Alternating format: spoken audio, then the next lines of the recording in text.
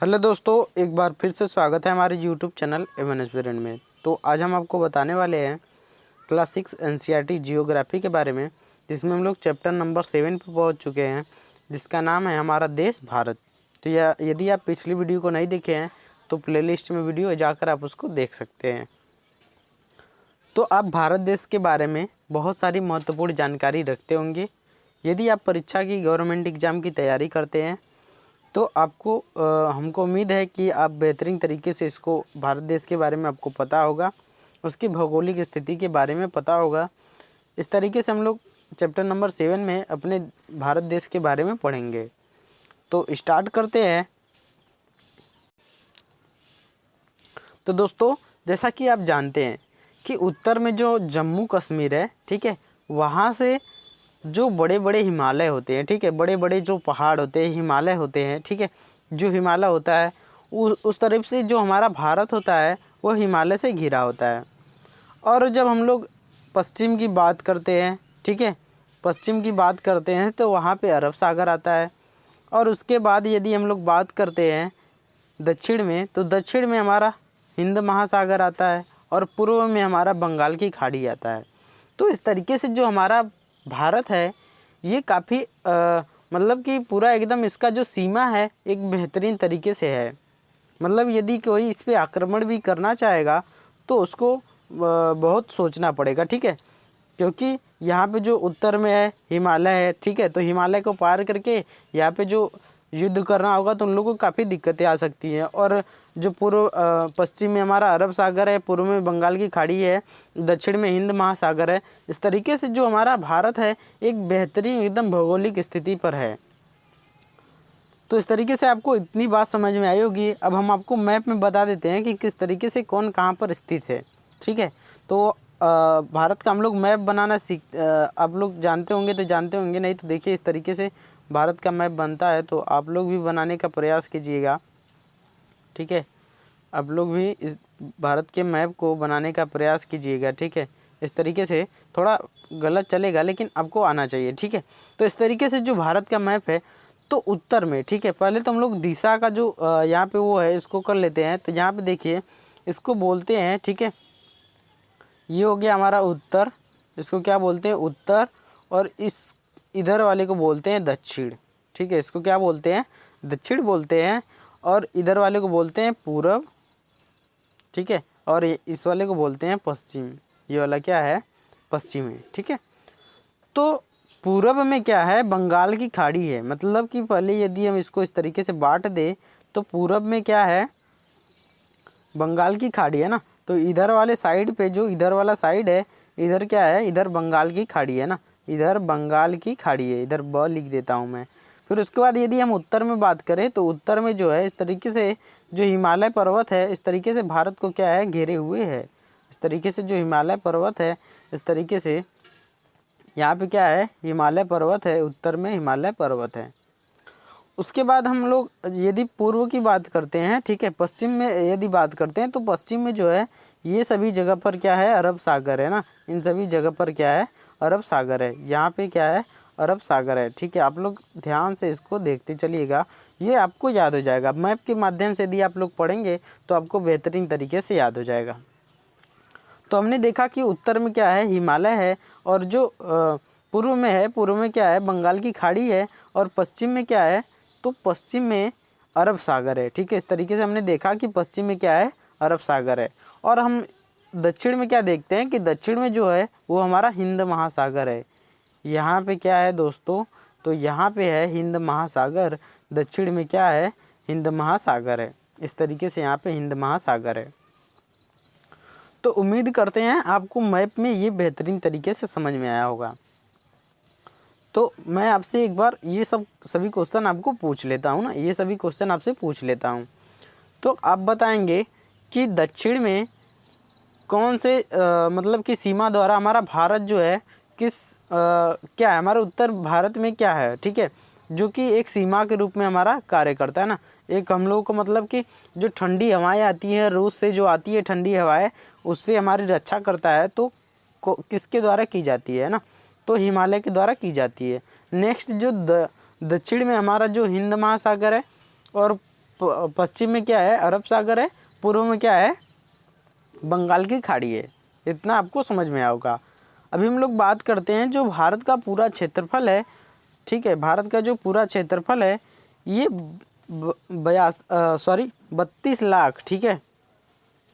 इस तरीके से आप देख सकते हैं जो हमारे भारत का जो क्षेत्रफल है वो 32 लाख, ठीक है, 87,263 वर्ग किमी है। मैं यहाँ पे लिख देता हूँ 32,87,000, ठीक है, 32,87,263 वर्ग किमी, ठीक है, स्क्वायर, ठीक है। इस तरीके से स्क्वायर किमी में है ना, इस तरीके से स्क्वायर किमी में है। तो 32,87,263 किलोमीटर ये हमारे भारत का पूरा क्या है, क्षेत्रफल है। मतलब कि इस तरीके से जो हमारा भारत देश है पूरा उसका जो क्षेत्रफल है वो कितना है, आप लोग इसको याद करते चलें। तो ये हमारा पूरा क्षेत्रफल जो है ये 32,87,263 वर्ग किमी तक फैला है, हमारा भारत है। इसके बाद हम लोग आगे बात करेंगे कि भारत देश की, ठीक है, जो विस्तार है इसके बारे में हम लोग बात करेंगे। भारत देश का जो विस्तार है इसके बारे में हम लोग बात करने वाले हैं। तो यहाँ पे मैं आपको एकदम मैप में सीधे लेके चलता हूँ, आपको मैप में एकदम बताता हूँ, ठीक है। तो दोस्तों जैसा कि आप यहाँ पे देख सकते हैं, ठीक है, आप यहाँ पे देख सकते हैं कि जो हमारा भारत है, ठीक है, इसके देख सकते हैं उत्तर में इधर क्या है, हिमालय है ना। अभी मैं इसको बड़ा कर देता हूँ, थोड़ा इसको बड़ा कर देता हूँ, ठीक है, इस तरीके से हो गया, ठीक है। चलिए देखिए इसको दोस्तों कि यहाँ पे जो हमारा यहाँ पे देख सकते हैं उत्तर भारत है, यहाँ पे हिमालय है, क्या है यहाँ पे, ये सब हिमालय है। तो यहाँ पे हिमालय भी आपको 3 देखने के लिए मिल जाएगा। एक जो सबसे ऊंचा होता है उसको हिमाद्री बोला जाता है, इस तरीके से एक मध्य में होता है, और जो सबसे लास्ट में होता है उसको हम लोग शिवालिक बोलते हैं। जो ये वाला है, ठीक है, इसको क्या बोलते हैं, शिवालिक बोलते हैं। जैसा कि आप यहाँ पे देख सकते हैं इसको क्या बोलते हैं, शिवालिक बोलते हैं। और ये वाला जो सबसे ऊपरी वाला होता है इसको हिमाद्री बोलते हैं। इस तरीके से उत्तर में हमारा क्या है, हिमालय। इस तरीके से आप यहाँ पे देख सकते हैं कि यहाँ पे चित्र भी बनाया गया है, ठीक है। ये सब क्या है, हिमालय है हमारा, उत्तर में क्या है, हिमालय है। इसके बाद हम लोग पश्चिम की बात किए थे, तो पश्चिम में हमारा क्या है, अरब सागर है। यहाँ पे आप देख सकते हैं कि यहाँ पे क्या है, अरब सागर है। और पूर्व में हमारा बंगाल की खाड़ी है, पूर्व में क्या है, बंगाल की खाड़ी है। और यदि हम लोग इसके नीचे बात करेंगे तो यहाँ पे जो हमारा इसके नीचे है ये सभी इलाकों पे हमारा क्या है, हिंद महासागर है, ठीक है दोस्तों। यहाँ पे क्या है, हिंद महासागर है। इस तरीके से आपको इतना समझ में आया होगा। इसके बाद यदि हम बात करें भारत की जो उत्तर से लेकर दक्षिणतम जो बिंदु है इसके बारे में यदि बात करें तो भारत के उत्तर से लेकर दक्षिण तक का जो विस्तार है, ठीक है, ये 3,214 किलोमीटर तक है, ठीक है। मैं यहाँ पे लिख देता हूँ 3,214 किलोमीटर तक है ये विस्तार। कहाँ से कहाँ तक है, तो नॉर्थ से साउथ है, ठीक है। ये दोस्तों क्या है, नॉर्थ से साउथ है। नॉर्थ से साउथ का जो विस्तार है ये कितना है, मतलब कि ये यहाँ से लेकर इस बिंदु से लेकर ये जो लास्ट बिंदु आता है यहाँ तक की बात कर रहे हैं कि यहाँ से यहाँ तक की जो दूरी है हमारी ये क्या है, 3,214 किलोमीटर है। इसके बाद हम लोग पूरब से यदि पश्चिम की बात करें तो इसका जो विस्तार है ये अरुणाचल प्रदेश से, ठीक है, गुजरात के जो कच्छ का रण होता है यहाँ तक जाता है। ये सबसे हाईएस्ट पूरब से पश्चिम जो विस्तार है ये सबसे ज़्यादा होता है। और ये जो विस्तार है ये 2,933 किलोमीटर है। ये कितना है दोस्तों, तो 2,037 किलोमीटर है, ठीक है। तो इसको हम लोग बोल सकते हैं ईस्ट वेस्ट, ठीक है। इसको क्या बोलेंगे, ईस्ट वेस्ट। इस तरीके से हम लोगों ने देखा कि जो भारत का उत्तर से दक्षिणी जो विस्तार है 3214 किलोमीटर, और जो पश्चिम से लेके पूरब तक है, ठीक है, 2933 किलोमीटर इसका विस्तार है। ठीक है, ये हम लोगों ने देखा है, इस तरीके से विस्तार है। तो आपसे ये क्वेश्चन यहाँ से बनेगा कि भारत का जो उत्तर से दक्षिण विस्तार है ये किस पॉइंट से लेकर किस पॉइंट तक है, इसका नाम पूछ देता है ना। इसका क्या पूछ देता है, नाम पूछ देता है। तो इसके नाम के बारे में हम लोग डिटेल से यहाँ पे अभी अध्ययन करने वाले हैं ना, इसका अध्ययन हम लोग अभी करने वाले हैं। तो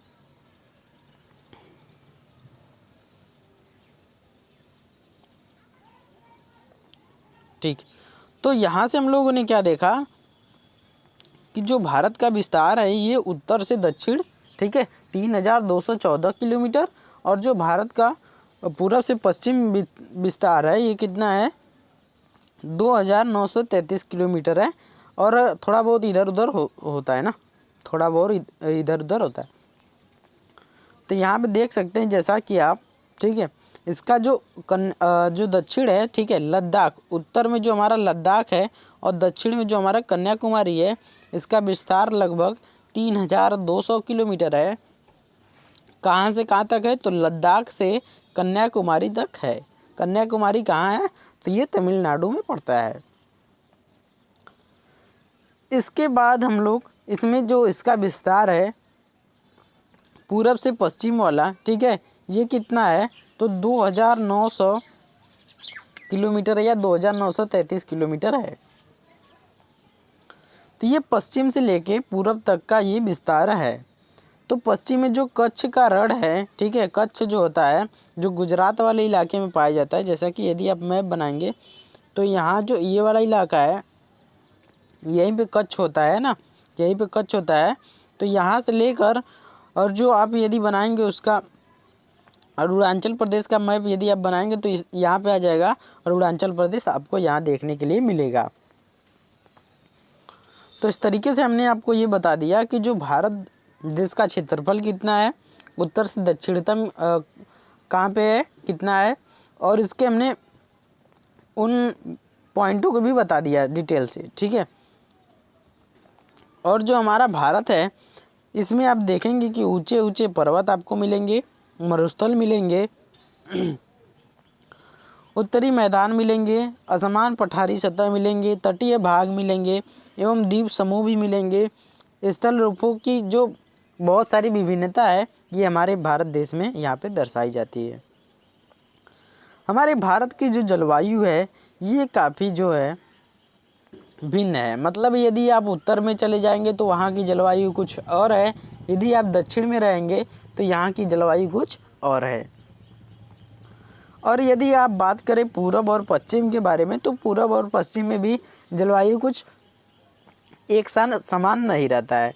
बहुत सारी जगहों पर ऐसा होता है कि वहाँ पे बारिश अधिक होती है, बहुत सारी जगहों पर बारिश कम होती है।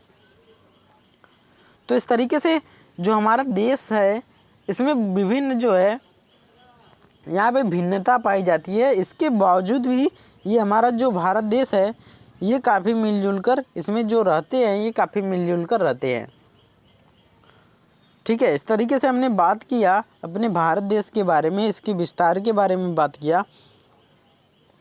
अभी हम इसकी जनसंख्या के बारे में बात करेंगे। तो भारत की जो जनसंख्या है, ठीक है, भारत की जो जनसंख्या है ये 2011 में जब जनगणना हुआ था, जब इसकी गणना की गई थी तो 120 करोड़ है। अभी हम आपको बता देते हैं कि ये लगभग 136 करोड़ है, ठीक है, 136 करोड़ है ना, 136 करोड़ है। इसके बाद इसके क्षेत्रफल के बारे में हम आपको और बता देते हैं कि जो भारत है ये पॉइंट आप लोग नोट करते चलिएगा कि जो भारत है हमारा देश है इसका जो क्षेत्रफल है ये क्षेत्रफल की दृष्टि से विश्व का 7वां देश है, ठीक है, विश्व का 7वां देश है। ये क्षेत्रफल की दृष्टि से आपको बताया गया है ना, क्षेत्रफल की दृष्टि से जो हमारा भारत देश है ये विश्व का 7वां देश है। इसके बाद यदि आपको यहाँ पे, ठीक है, आपको दूसरा पॉइंट यहाँ पे बताया जाएगा भारत के बारे में। तो जो भारत देश है ये जनसंख्या की दृष्टि से दूसरा सबसे बड़ा देश है, ठीक है, दूसरा सबसे बड़ा देश है। ये किसा है? जनसंख्या की दृष्टि से, और ये है क्षेत्रफल की दृष्टि से। तो क्षेत्रफल की दृष्टि से आने वाले समय में भारत पहला भी हो सकता है और कम भी हो सकता है। इसकी संभावना है कि कम होगा या ज़्यादा होगा, ठीक है। तो इस तरीके से जो जनसंख्या की दृष्टि से भारत का जो यहाँ पे परिवर्तन है ये तो हो सकता है, लेकिन क्षेत्रफल की दृष्टि से भारत 7वां ही रहेगा। और यदि आपसे यहाँ पे एक क्वेश्चन बने कि जनसंख्या की दृष्टि से आप बताइए, नहीं क्षेत्रफल की दृष्टि से आप बताइए कि 7वां देश तो भारत है, ठीक है, हम जानते हैं, लेकिन 8वां देश कौन है? 8वां देश क्षेत्रफल की दृष्टि से कौन है? तो इसका राइट आंसर हो जाएगा अर्जेंटीना, ठीक है दोस्तों। कौन क्या हो जाएगा? अर्जेंटीना हो जाएगा ना। अर्जेंटीना का जो है ये क्षेत्रफल की दृष्टि से 8वां सबसे बड़ा देश है विश्व में। इसके बाद यदि हम बात करें तो भारत का जो क्षेत्रफल है ये पूरे विश्व के क्षेत्रफल का 2.42%, 2.42% ये विश्व से क्षेत्रफल का 2.4% है। मतलब यदि हम बात करें 100% क्षेत्रफल मान लिया जाए तो इसमें से 2.4% क्षेत्रफल ये भारत देश का होगा, ये अपने देश का क्षेत्रफल हो जाएगा। जबकि यदि हम इसकी जनसंख्या में यदि हम परसेंटेज निकालें, ठीक है, तो इसकी जनसंख्या में विश्व की जो जनसंख्या है यदि 100% है विश्व की जनसंख्या, तो इसमें से लगभग 17.5%, ठीक है, भारत की जनसंख्या है। मतलब पूरे विश्व की जो जनसंख्या है उसका 17.5% जनसंख्या भारत में निवास करती है। और यदि हम भारत के बारे में यदि आपको और बताएं तो यहाँ पर जो ज़्यादा जनसंख्या है ये गांव में निवास करती है, मैदानी इलाकों पर निवास करती है। तो अपने अगले हम लोग यहाँ पे चलते हैं, अगले यहाँ पे भारत की स्थिति के बारे में बात करते हैं कि आखिरकार भारत की स्थिति किस जगह पर है, भारत की स्थिति को कैसे पता लगाएं। तो हमारा जो भारत है ये उत्तरी गोलार्ध में स्थित है ना दोस्तों। कहाँ पे स्थित है? उत्तरी गोलार्ध में स्थित है। तो यदि मैं मैप बनाऊं, ठीक है, यदि मैं अपने भारत देश का मैप बनाऊं, सॉरी, ठीक है, इस तरीके से मैं यदि अपने भारत देश का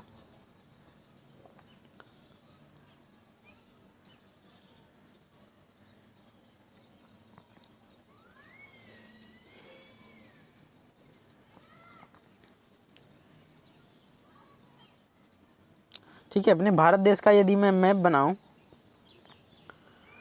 तो ठीक है, तो इस भारत देश जो हमारा है यदि मैं एक ग्लोब बना लेता हूँ ना, एक ग्लोब बना लेता हूँ। ग्लोब के बारे में यदि आप नहीं जानते हैं डिटेल से तो जाकर आप उसको, हमारे वीडियो को वहाँ पे बनाया गया है, आप उसको जाकर देख सकते हैं। इस तरीके से भारत के एकदम मतलब जो ग्लोब है इसके बीचों बीच एक रेखा जाती है, इसे हम लोग विषुवत रेखा बोलते हैं ना। इसको क्या बोलते हैं हम लोग? विषुवत रेखा बोलते हैं दोस्तों। ये जो विषुवत रेखा होती है ना, ये विषुवत रेखा होती है, इसके ऊपर की साइड में यहाँ पे इस तरीके से एक रेखा जाती है, इसे हम लोग बोलते हैं कर्क रेखा। इसे हम लोग क्या बोलते हैं? कर्क रेखा बोलते हैं। और विषुवत रेखा की दक्षिण की तरफ यहाँ पे जब जाती है एक रेखा तो इसे हम लोग बोलते हैं मकर रेखा। इसे हम लोग क्या बोलते हैं? मकर रेखा बोलते हैं। फिर इस तरीके से दो और जाती हैं, इससे उत्तरी हम लोग उत्तरी ध्रुव, ठीक है, यहाँ पे उत्तरी ध्रुव वृत्त, फिर यहाँ पे दक्षिणी ध्रुव, फिर दक्षिणी ध्रुव वृत्त, यहाँ पे इस तरीके से जो होता है, इधर वाला साइड दक्षिण वाला होता है, इधर वाला साइड जो होता है ये दक्षिण वाला होता है ना, ये कौन सा होता है, दक्षिण वाला होता है। और ऊपर वाला जो साइड होता है ये कौन सा होता है, उत्तर वाला होता है। तो भारत जो है ये उत्तरी गोलार्ध में स्थित है। भारत कहाँ स्थित है, उत्तरी गोलार्ध में स्थित है। मतलब आप अनुमान लगा सकते हैं कि जो हमारा भारत है, ये जो ऊपर है, ठीक है, ये जो ऊपर वाला इलाका है, ये जो ऊपर वाला इलाका है, ठीक है, ये इसके ऊपर वाला जो इलाका है, इसके ऊपर वाला, यहाँ पे भारत इधर कहीं भी स्थित हो सकता है। इतना तो अभी तक जानकारी के हिसाब से हमने इतना पता लगा लिया है। इसके बाद इस तरीके से यदि हम एक और ग्लोब बनाएं तो इसमें आपको बताया जाएगा कि जो अक्षांश होते हैं और देशांतर होते हैं ये किसको बोला जाता है। तो इस तरीके से एक रेखा इस तरीके से बनाई जाती है, इस तरीके से, इसको बोला जाता है अंशांश बोला जाता है ना। इसको क्या बोला जाता है, अंशांश बोला जाता है। जो क्षैतिज रेखा होती है इसको अंशांश बोला जाता है, और जो ऊर्ध्वाधर रेखा होती है उसे हम लोग देशांतर बोलते हैं। मतलब कि कुछ इस तरीके से बना रहेगा, कुछ इस तरीके से बना रहेगा, तो इसे हम लोग क्या बोलेंगे, देशांतर बोलेंगे ना। इसे हम लोग क्या बोलेंगे, देशांतर बोलेंगे। तो उम्मीद करते हैं आपको इतना समझ में आया होगा। तो जो भारत है ये कर्क रेखा से होकर गुजरती है ना। भारत जो है, सॉरी, ये जो हमारा भारत देश है यहाँ से कर्क रेखा होकर गुजरती है। यहाँ से कौन सी रेखा गुजरती है, कर्क रेखा होकर गुजरती है। तो यहाँ से आपसे एक क्वेश्चन बनता है कि भारत में जो कर्क रेखा है वो किन किन राज्यों से होकर गुजरती है।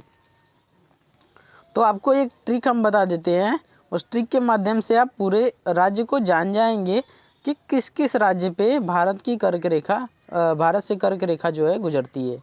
तो मित्र पर गमछा झार, मित्र पर गमछा झार। तो यहाँ से मित्र से मी से क्या हो जाएगा, मिजोरम, त से क्या हो जाएगा, त्र से क्या हो जाएगा, त्रिपुरा, प से क्या हो जाएगा, इसको भी बताते हैं आपको, पश्चिम बंगाल, राजस्थान, र से राजस्थान हो जाएगा, गुजरात हो जाएगा, फिर उसके बाद मध्य प्रदेश हो जाएगा, छत्तीसगढ़ हो जाएगा, झारखंड हो जाएगा, ठीक है। इस तरीके से आप उन सभी को याद कर सकते हैं इस ट्रिक के माध्यम से। इसके बाद हम लोग भारत की भूमि का विस्तार देखेंगे। तो 8 अंश 4 मिनट उत्तर से उत्तर तथा 37 अंश 6 मिनट उत्तर अंशांशों के बीच है। तो इस तरीके से जो मैंने अक्षांश बनाया है और देशांतर बनाया है, इसके माध्यम से आप उसका पता लगा सकते हैं ना, उसका पता लगा सकते हैं। कैसे, तो यहाँ पे हम लोग देख सकते हैं कि ये क्या है, विषुवत रेखा है, ठीक है। ये कौन सा रेखा था, विषुवत रेखा था। अब बोल रहा है भारत जो है ये कर्क रेखा है, तो भारत से कर्क रेखा होकर जाती है। तो इतना तो हमको पता चल गया कि भारत कर्क रेखा पर इसी कहीं इलाके पर होगा। और इस तरीके से यदि हम बात करें तो अंशांशों के बारे में, तो इस तरीके से जो अंशांश होते हैं, ये वाला जो अंशांश होते हैं, इसी पे भारत स्थित है, उत्तरी गोलार्ध में, मतलब कि ऊपर के साइड में स्थित है। तो यहाँ पे आप देख सकते हैं, जैसा कि यहाँ पे बताया गया है कि भारत जो है ये 8 अंश, ठीक है, 4 मिनट तथा 37 अंश 6 मिनट, 37 अंश 6 मिनट उत्तर में है ना। कहाँ पे है, उत्तर में है। तो कुछ इस वाले इलाके पे भारत की स्थिति आ सकती है ना, कुछ इस वाले इलाके पे भारत की स्थिति हमारी आ सकती है, यहाँ पे आ सकती है ना, इस वाले इलाके पे आ सकती है। तो इस तरीके से भारत का जो उत्तरी विस्तार है यहाँ पे देख सकते हैं, और पश्चिम से लेकर पूर्व तक इसका विस्तार है यहाँ पे, है ना, इतना है 68.7 मिनट पूर्व से 97.25 मिनट पूर्व है, इन देशांतरों के बीच है। अब इसको आप कैसे समझेंगे, तो यदि हम आपसे बोले कि मान लीजिए आपके मामा का जो घर है, आप उत्तर में जाएंगे, ठीक है, उत्तर में जाएंगे, और आप कहाँ जाएंगे, दक्षिण में जाएंगे, कहाँ जाएंगे, दक्षिण में जाएंगे। इस तरीके से आप मान लीजिए यहाँ पे आपके मामा का घर है, तो आपसे बोला जाएगा कि आप यहाँ से चले, ठीक है, यहाँ से ऐसे चले, आपसे बोला जाएगा कि आप 200 मीटर उत्तर जाइए, उसके बाद 100 मीटर दक्षिण मुड़ जाइए। अब 200 मीटर, ठीक है, उत्तर जाइए और 100 मीटर उत्तर मुड़ जाइए। एक मैं उदाहरण दे रहा हूँ। तो इस तरीके से आप 100 मीटर इधर जाएंगे, उसके बाद इधर मुड़ेंगे, तो आपके मामा का घर आ जाएगा। इसी तरीके से जो भारत की स्थिति है यहाँ पे इस तरीके से बताई गई है।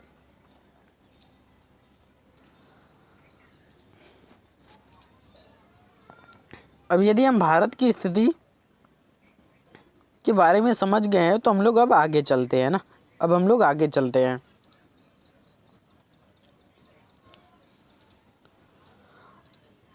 इस तरीके से आप देख सकते हैं कि जो स्थिति परिवर्तन होता है, इसके हिसाब से बहुत सारे जगहों पर यहाँ पे जो समय होता है, इसमें काफ़ी परिवर्तन होता रहता है ना, इसमें काफ़ी परिवर्तन होता रहता है। यदि आप एक देशांतर की बात करेंगे तो इसमें 4 मिनट का परिवर्तन आ जाता है ना, इसमें 4 मिनट का परिवर्तन आ जाता है। और जो भारत का मानक समय है ये 32:30 पूर्वी देशांतर पर इसका मानक समय माना गया है। अब ऐसा क्यों माना जाता है, तो पिछले मानचित्र वाले क्लास में हमने नहीं, अंशांश देशांतर वाले क्लास में हमने डिटेल से यहाँ पे बताया, आप जाके वहाँ पे उसको देख सकते हैं। तो इस तरीके से वहाँ पे बताया गया है।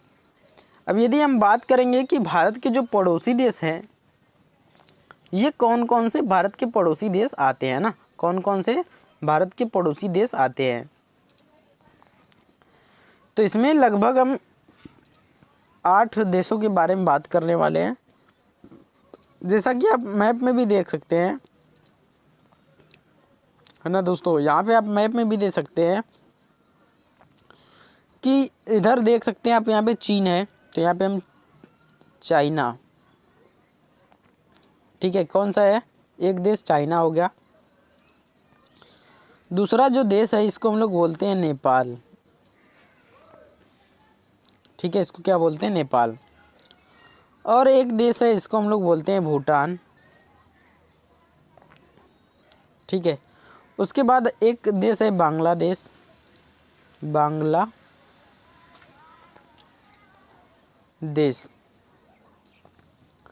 और इसमें एक देश है म्यान जिसको हम लोग म्यांमार बोलते हैं, ठीक है, क्या बोलते हैं उसको, क्या बोलते हैं हम लोग, म्यांमार बोलते हैं ना। और इसमें अफगानिस्तान भी है, अफगानिस्तान भी है, ठीक है। और इसमें क्या है, पाकिस्तान भी है, और इसमें पाकिस्तान भी है। तो ये सभी जो देश है, ये सभी भारत के क्या है, पड़ोसी देश हैं। ये सभी क्या है, भारत के पड़ोसी देश हैं। अब यहाँ से आपको क्वेश्चन पूछा जाएगा कि भारत के कितने पड़ोसी देश हैं, सिंपल सा क्वेश्चन। और या तो यहाँ से क्वेश्चन पूछेगा कि चाइना जो है ये भारत के किन राज्यों को टच करती है, या किन जिलों को टच करती है, इस तरीके से आपको क्वेश्चन पूछ लिया जाएगा। तो इसका एक बेसिक से वीडियो बनेगा। तो यहाँ पे हम लोग क्लास 6 की एनसीईआरटी पढ़ रहे हैं, तो केवल इतना ही। अब हम लोग आगे बढ़ते हैं ना। तो इस तरीके से भारत की जो पड़ोसी देश हैं, चाइना, नेपाल, भूटान, बांग्लादेश, म्यांमार, अफ़गानिस्तान, यहाँ पे अफ़गानिस्तान है, इसके बाद पाकिस्तान, फिर इसके बाद हम लोग चीन, भूटान, नेपाल, म्यांमार, बांग्लादेश, इस तरीके से जो भारत के पड़ोसी देश हैं, ये सभी भारत के पड़ोसी देश में आ जाते हैं। इसके बाद हम लोग आगे चलते हैं, तो भारत की जो भौगोलिक स्थिति है इसके बारे में हम लोग नहीं, भारत के हम लोग राजनीतिक मैप के बारे में बात करते हैं। अब यदि आप ये भी नहीं जानते हैं कि राजनीतिक मैप क्या होता है, तो इसका भी एक वीडियो बनाया गया है, उसमें मैप के प्रकार के बारे में बताया गया है और इसमें आपको ये समझाया गया कि आखिरकार किस मैप को किस तरीके से कैसा बोला जाता है, कौन सा थेमेटिकल, कौन सा फिजिकल, कौन सा पॉलिटिकल मैप होता है, उसको बताया जाता है। तो जिस मैप में, ठीक है, जिस मैप में यदि उनकी सीमाओं को दिखाया जाएगा, मतलब कि राज्य की सीमा हो चाहे तो वो देश की सीमा हो, उनको दिखाया जाएगा, तो उसको बोला जाएगा कि ये क्या है, पॉलिटिकल मैप है, ये राजनीतिक मैप है। उम्मीद करते हैं आपको ये बातें समझ में आई होंगी। इसके बाद हम लोग आगे देखते हैं कि जो हमारा भारत देश है इसमें टोटल 28 राज्य, ठीक है, 28 क्या है, राज्य है, और इसमें 8 क्या है, केंद्र शासित प्रदेश हैं।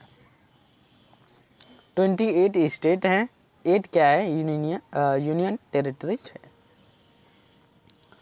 इस तरीके से हमारे भारत देश की जो राजधानी है उसको हम लोग बोलते हैं न्यू दिल्ली। ये सभी आपको कॉमन जानकारी आपको पता होगा, न्यू दिल्ली, ठीक है। तो ये सभी बात हो गई हमारे देश भारत के बारे में। तो राजनीतिक मैप हमने देख लिया। यहाँ पे आपको यहाँ पे क्या है, लद्दाख है, ठीक है, जम्मू कश्मीर है, फिर इसके बाद नीचे हिमाचल प्रदेश, फिर इसके बाद उत्तराखंड, फिर यहाँ पे देख सकते हैं आप, यहाँ पे मध्य प्रदेश, उत्तर प्रदेश, बिहार, इस तरीके से तमिलनाडु, केरल, गोवा, यहाँ पे फिर इसके बाद कर्नाटक, महाराष्ट्र, गुजरात, राजस्थान, ठीक है, इस तरीके से आप पश्चिम बंगाल, छत्तीसगढ़, उड़ीसा, उसके बाद हरियाणा, सभी आप यहाँ पे देख सकते हैं ना, यहाँ पे हरियाणा है, सॉरी। इस तरीके से भारत में कितने राज्य हैं, 28 राज्य और 8 केंद्र शासित प्रदेश हैं। और भारत में द्वीप समूह भी पाए जाते हैं ना, द्वीप समूह मतलब कि अंडमान निकोबार द्वीप समूह, लक्षद्वीप समूह, इस तरीके से पाए जाते हैं भारत में। इसके बाद हम लोग आगे बात करते हैं भौतिक विभाजन के बारे में। भारत के भौतिक विभाजन के बारे में बात करने वाले हैं। तो भौतिक विभाजन में आपको पर्वत, पठार, मैदान, तट, द्वीप समूह आदि देखने को मिलता है। आप बहुत से ऐसी जगहों को देखेंगे उत्तर भारत में जो कि बर्फ से हमेशा ढका रहता है, जो कि हिमालय जो होता है हमारा वो संतरी का कार्य करता है। यदि हम हिमालय के अर्थ के बारे में बात करें तो हिम प्लस आलय, हिम प्लस आलय, ठीक है, हिम प्लस आलय, इसको बोला जाता है हिमालय ना। हिमालय मतलब होता है बर्फ का घर। किसका घर, बर्फ का घर। हिमालय पर्वत को 3 मुख्यतः समांतर श्रेणियों में बांटा गया है, जिसको फर्स्ट वाला जो होता है, जो सबसे ऊपर श्रृंखला होती है, जो सबसे उत्तर में है, इसको हम लोग बृहद श्रृंखला बोलते हैं, बृहद हिमालय बोलते हैं, इसको हिमाद्री कहते हैं। इसको हम लोग क्या बोलते हैं, हिमाद्री कहते हैं। इसी श्रृंखला में विश्व की सबसे ऊंची शिखर है मध्य हिमालय या हिमाचल, हिमाद्री के दक्षिण में स्थित है। हिमाद्री के कहाँ पे है, दक्षिण में स्थित है।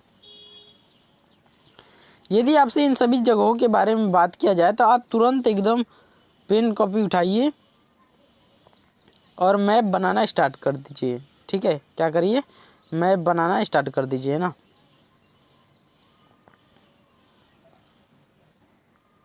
तो आप तुरंत एकदम मैप बनाना स्टार्ट कर दीजिए, थोड़ा गलत ही सही लेकिन बनाइए। इससे क्या है कि आपको लोकेशन के बारे में आपको अच्छी जानकारी होगी, आपको जल्दी याद होगा। तो यहाँ पे आप देख सकते हैं कि जो इस तरीके से उत्तर में जो स्थित होगा इसको बृहद हिमालय या हिमाद्री बोलेंगे, और जो मध्य हिमालय होगा इसको हिमाचल। ये इसके दक्षिण में है, मतलब कि इस तरीके से इसके दक्षिण में ये स्थित है। और सबसे जो नीचे होता है इसको हम लोग बोलते हैं शिवालिक। क्या बोलते हैं इसको? शिवालिक। ये सबसे दक्षिण में स्थित जो है श्रृंखला है, ये सबसे दक्षिण में जो स्थित श्रृंखला है। अब हिमालय के दक्षिण में हम लोग देखते हैं कि भारत की जो भारत है इसका उत्तरी मैदान है ना, भारत का क्या है? उत्तरी मैदान है। इस तरीके से आप तुरंत एकदम मैप बना लीजिएगा, तुरंत एकदम, ठीक है। इस तरीके से भारत के जो दक्षिण में, ठीक है, भारत का उत्तरी मैदान है, मतलब ये वाला इलाका बोल रहे हैं, ये वाला इलाका बोल रहे हैं, ठीक है, ये वाला इलाका। तो ये जो उत्तरी इलाका है ये काफ़ी मैदान जो समतल है और सपाट है, इसलिए यहाँ पे जो मनुष्य है ये अधिक मात्रा में रहते हैं, और यहाँ पे जो भूमि हमारी है ये काफ़ी अच्छी उपजाऊ होती है। अब क्यों उपजाऊ होती है?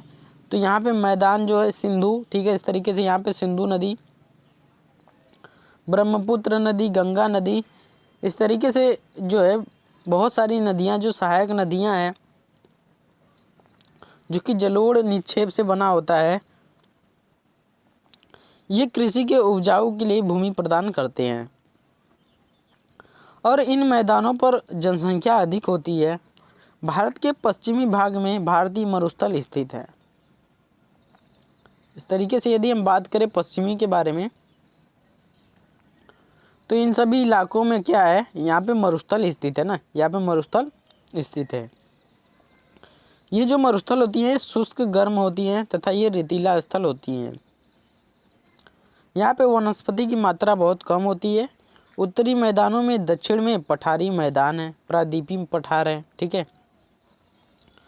अभी इस जो उत्तरी मैदान है इसके इधर हम लोग इस साइड में जाएंगे, ठीक है, इस साइड में जाएंगे तो हम लोग को पठार के बारे में पता चलता है। इसकी जो आकृति है ये कैसी है? ये त्रिभुजाकार इसकी आकृति है। ये धरातल से काफ़ी ऊंचा नीचा होता है, और ये जो पठार होते हैं ये खनिजों के लिए काफ़ी लाभदायक होते हैं। इसके अतिरिक्त उत्तर पश्चिम में, ठीक है, उत्तर पश्चिम की बात कर रहे हैं तो उत्तर पश्चिम में हम लोग देखेंगे इधर, सॉरी, उत्तर इधर हो गया, पश्चिम इधर हो गया, ठीक है। तो उत्तर पश्चिम में आप लोग अरावली श्रृंखला देखेंगे, इस साइड में आप लोग अरावली श्रृंखला देखेंगे, यहाँ पे राजस्थान वाले इलाके में, जो कि विश्व की सबसे पुरानी पर्वत श्रृंखला है। जो अरावली श्रृंखला है ये विश्व की सबसे पुरानी श्रृंखला है। मैं यहाँ पे लिख देता हूँ अरावली, ठीक। अब विंध्य एवं सतपुड़ा जो है ये महत्वपूर्ण श्रृंखलाएं हैं। इन श्रृंखलाओं से होकर नर्मदा तथा ताप्ती नदियाँ बहती हैं। तो यहाँ से आपको एक क्वेश्चन बनेगा कि विंध्य एवं सतपुड़ा से होकर कौन सी नदियाँ बहती हैं? तो आपका आंसर क्या होगा? नर्मदा एवं ताप्ती, ठीक है। ये पश्चिम की तरफ बहने वाली नदियाँ हैं और ये अरब सागर में गिरती हैं। और आपसे यहाँ से एक क्वेश्चन और भी पूछेगा कि जो नर्मदा और जो ताप्ती नदी है इनकी जो पानी है ये कहाँ पर गिरती है? तो कहाँ गिरती है? अरब सागर में गिरती है, ठीक है। अरब सागर में ये गिरती है ना, कहाँ गिरती है? अरब सागर में गिरती है। पूर्वी घाट और पश्चिमी घाट यहाँ पे स्थित है।